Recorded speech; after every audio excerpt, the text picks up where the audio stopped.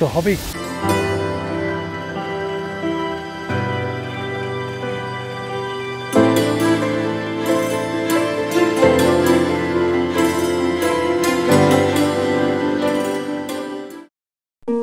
আমি ডুগং Dutta the mocking monk. আমার গোপালপুরের ট্যুর প্রোগ্রামেই ছিল দুদিনের দারিংবাড়ি, আর তাই আজ সেখানেই চলেছি। ভিডিওকে শর্ট অ্যান্ড সুইট রাখার জন্য ডে ওয়াইজ দিলাম। গোপালপুর থেকে দারিংবাড়ির দূরত্ব প্রায় 140 কিলোমিটার, সময় লাগে 3.5 থেকে 4 ঘন্টা। দেখো, পাহাড়ের কাছাকাছি আসতেই পেলাম বৃষ্টি। অবশ্য মনসুনে বেরিয়ে বৃষ্টি পাবো না তা কি করে হয়? বৃষ্টিতে লং ড্রাইভ বেশ লাগে। বৃষ্টির মধ্যেও একটা টি ব্রেক নিলাম। প্রায় 2 ঘন্টার ড্রাইভ, পৌঁছে গেলাম সরোডা ড্যাম বা জলাধার। সোরাডা ড্যামের বিজু পটনায়ক পিকনিক স্পট। এখনও টিপটিপ বৃষ্টি পড়ছে, তাই ছাতা নিয়ে বেরোলাম। ভারী সুন্দর ড্যামের পাশের এই সাজানো পার্কটি। সোরাডা বা সুরুডা গঞ্জাম ডিস্ট্রিক্টের একটি নোটিফাইড এরিয়া। এখানকার সবথেকে বড় প্রজেক্ট ঋষিকুল্যা নদীর ওপরে সরোডা ড্যাম, 5.8 কিলোমিটার লং। আর জানো, এর total catchment area 8040 square kilometre. It's huge area. ঐতিহাসিক দিক থেকে জায়গাটি কিন্তু যথেষ্ট পুরনো। 1470 খ্রিস্টাব্দে প্রথম স্থাপিত হয়েছিল সরোডা কিংডম। আর এই ড্যাম বা রিজার্ভয়ারটি ওপেন হয়েছিল 1986-এ। চেয়ে দেখো কি অপরূপ। গোপালপুর থেকে দারিংবাড়ির পথে প্রায় 80 কিলোমিটার এগিয়ে আমি এখন দাঁড়িয়েছি সোরাডা ড্যাম। চারিদিকে পাহাড় আর তার মাঝখানে একটি বড় জলাধার। শুধু তাই নয়, এই ড্যামের ওপরেই, ঠিক ওপরেই, পাহাড়ের ওপরে রয়েছে আরও একটি দর্শনীয় স্থান, ঘণ্টেশ্বরী মন্দির। কিন্তু সেখানে যাওয়ার আগে একবার ঘুরে দেখে নিতে চাই এই ড্যামটাকে। আসলে এই ড্যামের পাশের জায়গাটিকে সুন্দরভাবে সাজিয়ে গুছিয়ে তৈরি করা হয়েছে একটি পার্ক, যে এখানকার লোকাল লোকেরা এখানে আসে পিকনিক করতে, আর আমাদের মতন ট্যুরিস্ট আসে একটু সময় হল্ট নিতে। অফ সিজনে বোটিং বন্ধ, কিন্তু ফ্লোটিং জেটি এখনো ভাসছে। দূরে সারিবদ্ধ পাহাড় আর তার সামনে অনন্ত জলাধার। কি অপরূপ দৃশ্য বলো! পিকনিকের জন্য সত্যিই আদর্শ। কতগুলো ছাউনি বা ছাত্রী ছাড়াও এখানে রয়েছে প্রচুর বসার জায়গা এবং সেই সঙ্গে টয়লেট ফেসিলিটি। আমরা উঠছি ড্যামেরই পাশের পাহাড়ে। আঁকাবাঁকা পথ বেয়ে উঠে যেতে হবে একদম টপে। সেখানেই রয়েছে আমাদের নেক্সট ডেস্টিনেশন, ঘণ্টেশ্বরী মন্দির।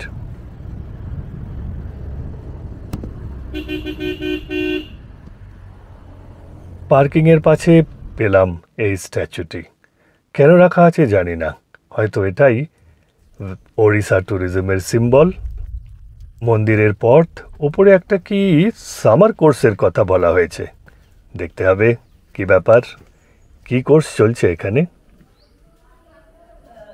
বেশ খোলামেলা মন্দিরের চৌহদ্দি, কিন্তু লোকজন চোখে পড়ছে না। মন্দির ইধারই হ্যাঁ।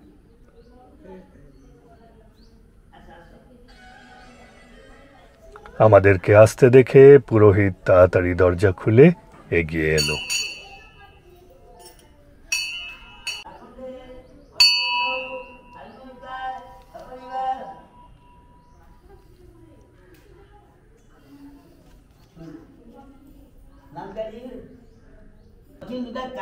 लक्की दुर्गा काली, माँ लक्ष्मी, माँ सुनी, माँ काली है, कोई सुन भी है।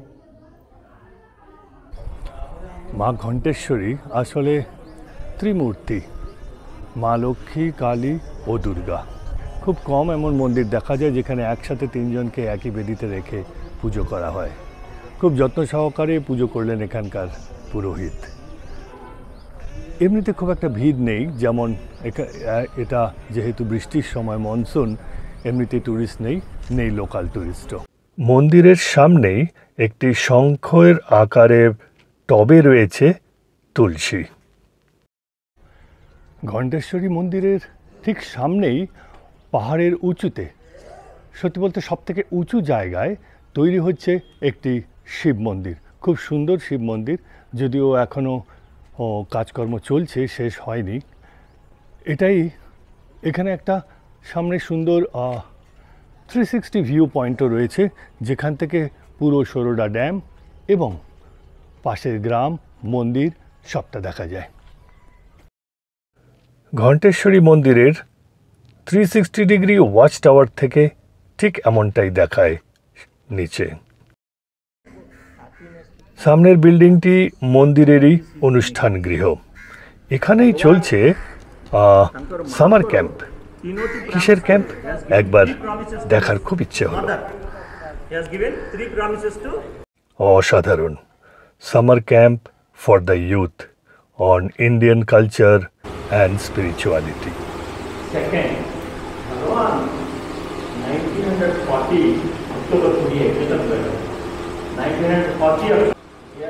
নতুন প্রজন্ম প্রগতির যে পথে যাচ্ছে যাক, কিন্তু রুটটা যাতে না ভোলে তার জন্য এই ধরনের ক্যাম্প খুবই দরকার। Really appreciate. বৃষ্টি কমে গেছে, দেখা দিয়েছে সূর্য, যদিও আকাশে মেঘ আছে। এবার সোজা দারিংবাড়ি, উঠব পাহাড়ে। দুপাশের বন ধীরে ধীরে ঘিরে ধরেছে রাস্তাকে। পাহাড়ি পথের মাঝামাঝি একটা জায়গায় দাঁড়ালাম। এটা হিল ভিউ পয়েন্ট। এখান থেকে সোজা সামনের দিকে যতদূর চোখ যায় শুধু বন আর পাহাড়, পাহাড় আর সবুজের সমারোহ। চোখ মন সব জুড়িয়ে যায়।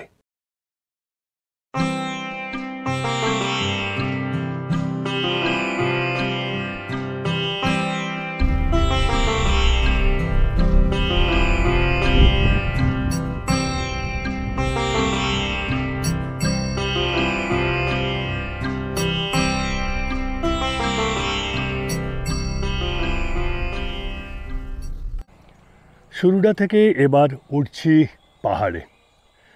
ঘন বনের মধ্যে দিয়ে একটি সরু রাস্তা, কিন্তু রাস্তা বেশ ভালো। অদ্ভুত অনুভূতি হচ্ছে, কারণ এই পথটুকুই বোধহয় প্রকৃতির প্রকৃত স্বরূপ। তাই একটা জায়গায় না নেমে পারলাম না। একটু বলে নিই, যাচ্ছি দারিংবাড়ি। উচ্চতা অনেক বেশি নয়, কিন্তু এটাই উড়িষ্যার হিল স্টেশন। কাশ্মীরও বলে অনেকে, উড়িষ্যার কাশ্মীর। কেউ কেউ নাকি এখানে বরফ পড়তেও দেখেছে। জানি না এই মাত্র 3000 ফিট বা 950 মিটার উঁচুতে বরফ পড়ে কিনা। তবে 1919 খ্রিস্টাব্দে শেষবারের মতন একবার বোধহয় একটু হালকা বরফ পড়তে দেখা গিয়েছিল। বরফ মানে কি? ফ্লেক্স, হালকা স্নো ফ্লেক্স। তবে না, কোনো হেভি স্নোফল কোনো দিনই এখানে হয়নি। কিন্তু ওই একটা গরম জায়গার মাঝখানে একটি ঠান্ডা পাহাড়, আর তারপর ঘন বন জঙ্গল। ভালো তো লাগবেই।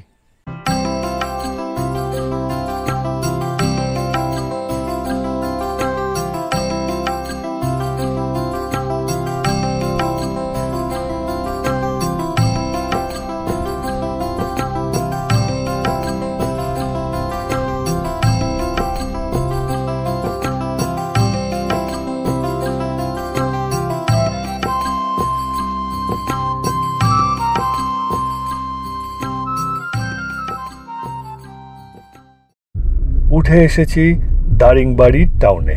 ছোট্ট টাউন, হয়তো 1 কিলোমিটার মাত্র। আমাদের ড্রাইভার কমল বলল এখানকার সবথেকে ভালো লাঞ্চ পয়েন্ট এই হোটেল হিল ভিউ। তাই আর দেরি না করে ঢুকে পড়লাম।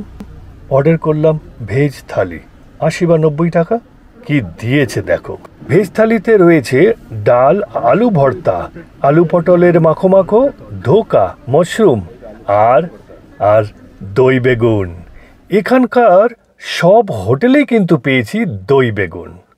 স্যালাড পাঁপড় তো আছেই।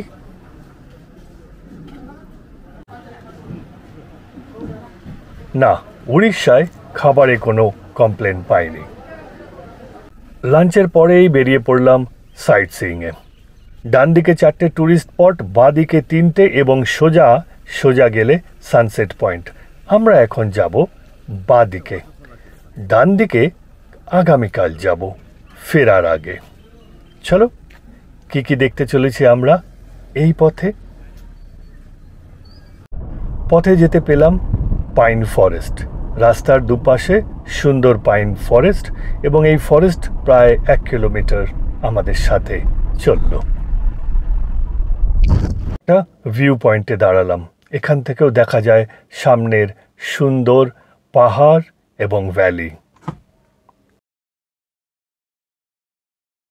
First spot Madhubanda waterfall. প্রায় 170টি সিঁড়ি ভেঙে নিচে নেমে যেতে হবে ফলসে।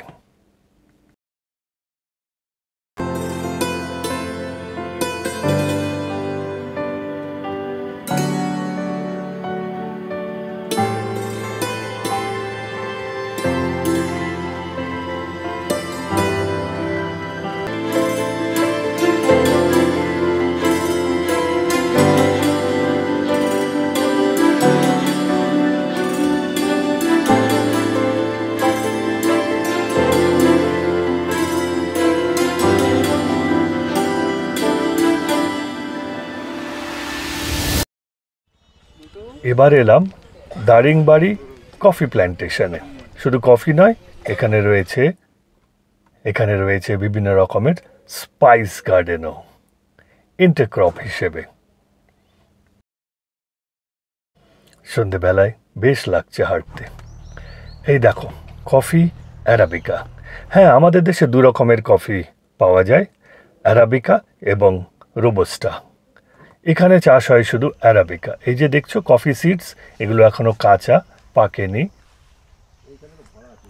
বড় বড় গাছের গা বেয়ে উঠে গেছে লতা। কিসের লতা এগুলো চিনতে পারছো? হ্যাঁ, এগুলোই হচ্ছে গোলমরিচ। আদিবাসী শ্রমিকরা দিনের শেষে কাজকর্ম সেরে ফিরছে বাড়িতে। বড় কর্মঠ এরা। সময় প্রায় শেষ, 5টার সময় বন্ধ হবে গার্ডেন। তো আমরাও তাদের পিছু পিছু ফিরলাম প্ল্যান্টেশন থেকে। গেটের বাইরে পেলাম দোকান সাজিয়ে বসেছে সেই এখানকার আদিবাসী মহিলারা। পাওয়া যাচ্ছে বিভিন্ন রকমের মশলা, হলুদ এবং পোস্ত, মাত্র 800 টাকা কিলো। আজকের শেষ ডেস্টিনেশন সানসেট পয়েন্ট দারিংবাড়ি। মূল দারিংবাড়ি থেকে মাত্র 5 কিলোমিটার। যতদূর চোখ যায় সামনে সমতল ভ্যালি এবং তারপর সারিবদ্ধ পাহাড়। আমি এখন আছি দারিংবাড়ির সানসেট পয়েন্টে। সানের কোনো দেখা নেই। গেছে সারাদিন টিপ টিপ করে বৃষ্টি পড়েছে কম বেশি। এখন বৃষ্টি নেই, কিন্তু আকাশ তো মেঘলা। তাই সানসেট পয়েন্টে এসেও সূর্যি মামার কোনো দেখা নেই। তবে হ্যাঁ, এখান থেকে সামনের যে সারিবদ্ধ পাহাড়গুলো দেখা যায় সেগুলো কিন্তু অনবদ্য, এক অপরূপ দৃশ্য। তো সুতরাং হারানোর কিছু নেই। সানসেট না দেখতে পেলেও দেখতে পেলাম প্রকৃতির এক অপরূপ শোভা। দেখতে পেলাম ইস্টার্ন ঘাটসের একটা অসম্ভব সুন্দর অংশ। সন্ধ্যে নামতেই ফিরে এলাম মার্কেট এরিয়ায়। একটা আস্তানা খুঁজতে হবে তো। কোথায় উঠলাম, সেটা কেমন, কত খরচ, সব বলবো কাল পরের ভিডিওতে। এবার একটা ইন্টারেস্টিং জিনিস দেখাচ্ছি। এই দেখো পাতার প্লেট, পাতার থালা, পাতার বোল, কিন্তু এটা শাল পাতা নয়, আর এগুলো বানায় এখানকার আদিবাসী সম্প্রদায়ের মানুষ। রাতের খাবারও পেলাম এই পাতার প্লেটেই, জোড়া পাতা। ভিডিওটি ভালো লাগলে লাইক করো, শেয়ার করো বন্ধুদের সঙ্গে। তোমার কোনো প্রশ্ন বা মন্তব্য থাকলে কমেন্ট বক্সে লিখে জানিও। আর হ্যাঁ, আমার চ্যানেলে নতুন হলে অবশ্যই সাবস্ক্রাইব করো, ওটাই যে আমার মোটিভেশন। দারিংবাড়ি ডে 2 দেখতে ভুলো না। ভালো থেকো।